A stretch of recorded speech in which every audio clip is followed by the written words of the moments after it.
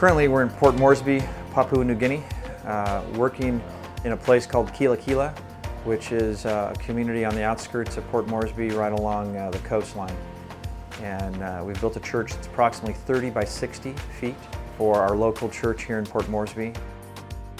Early in Move's history, we came here and built some houses. And then in 2001, Move came here and built a church up in the Goroka area.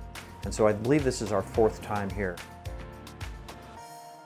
On the surface, Move is a ministry of open Bible where we go into foreign mission fields and help build badly needed churches or other ministry buildings. That's on the surface. Move is much more than that. That Move really is this idea that we take 30 or 40 guys to a foreign country, we build a church, but really it really gets into the dynamics of the team and really what does God want to do within the membership of that team. Come here, you find a calling, and even though you might stumble, there are guys here that pick you up. We have great stories of success about guys whose lives have been changed on these teams. They come here and they don't understand maybe what their purpose is as a Christian, and they find purpose in working with their hands and helping others. I was not expecting all the men involvement in each other's lives, and I thought it was more of just building a church, but it was, building God's kingdom from the inside out. The power that brings to the body is amazing, to see men working together. I can look back in the history of my involvement in Move and see where God has had His hand on my life. And yet what I've found here with these guys is love and acceptance and encouragement. God has restored me like He's restored so many of these other guys. There's great strength in those relationships. The pastors and the missionaries have a need for a building. They have a need for a facility so that they can do ministry. On its very basic level, we're adding a new facility to do ministry, and so that's an effect on the community. The real change happens, or the real effect on a community happens when the local community watches these 30 some odd guys come and work in hot and humid weather, and they work 11 hours a day, and yet the joy of the Lord never leaves them. I think our greatest testimony to the community, in addition to seeing this church there at our completion, is also that they get to watch us for 2 weeks. They get to see us through the tough times and through the easy times. What we've heard from years past is that's the lasting testimony that the Move trip leaves in that community, which is that these godly men came in, and even in dire circumstance, they were able to maintain a joyful attitude. Because some of these guys aren't even Christians in the local community that want to come and drive a wheelbarrow for us. And they want to see the oddity of these Americans coming and working. People want to come and see what was this all about? What did these men do? And why were they so excited to do it? And I'm hoping that translates into souls. We've run into so many difficulties, so many challenges. We had probably some of the hottest and most humid weather we've ever experienced on a project, consistently.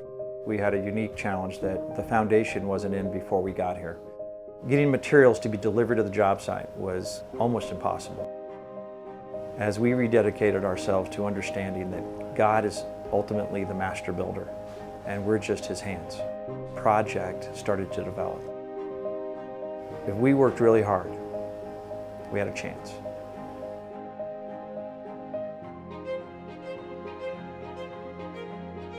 With man it isn't possible, but with God all things are possible. And I really thought that was a verse for the church, that God is going to do the impossible by giving you this church. The meaning of that verse to me on this project is so different now. What we do in 2 weeks would take them somewhere between 6 months and 2 years. They get to see a lot of God's hand at work. That we walk away from this project with a roof on it, it shouldn't have happened. In the natural, it doesn't happen. This project being completed is a miracle, that's for sure. When we first showed up, just a hole in the ground and a few boards. And in 12 and a half days, we've erected a church. To see something so rewarding, I don't think there's a greater reward than knowing that you've helped plant a church somewhere where it's in great need. We've been praying for this property, for the church building property, for the last 13 years. With us having such a building of its own for the church services, we really believe and trust God that God will bring people into the church of God. And this is not meant to be just a building and leave it as it is, but to have people fill in this place and worship God.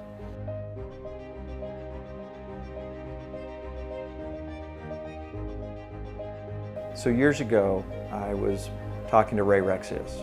Ray said, I look forward to seeing the people who have given their hearts to the Lord because of a ministry that was in one of the churches that we've built. And I said, wow, Ray, that'd be great. We'd probably see hundreds of people. And Ray corrected me and he said, no, Dave, there'll be thousands. Ultimately, someday going to heaven, having people walk up to us and say, man, we're grateful that you guys came and you built that church, because that's the church that I found the Lord.